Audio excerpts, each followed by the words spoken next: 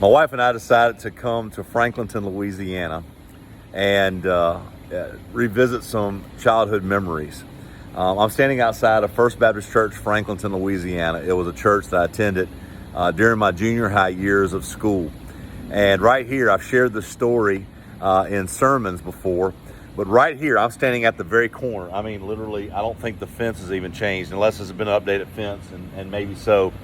But the pastor that was pastoring here was Dr. Jerry Barlow, an incredible man of God, very gentle spirit. I had a lot of mischief here at First Baptist Franklinton, but right here on this very corner of this fence, there were three guys, myself, Barrett Brown, and Marty McKelvin, standing on this very corner. And I'm going to turn this camera around, and well, maybe I can't. I'm going to turn this around. Right across the street from the church is this warehouse back behind me. Now, it's being utilized now, but when I was a kid, this thing sat completely empty. It was owned by somebody, didn't know who it was. But one of the things is that you'll see there's lots of window panes, and there's one that's busted out now, but all of those used to be busted out. Why? Because everybody tossed rocks through it. It was an empty warehouse, and kids that were bored, what they do? They busted out windows. We were standing on this very corner doing what all the kids do. And we were throwing rocks from this all the way across the street, busting out windows, and our backs were turned. Dr. Jerry Barlow walks up to the corner.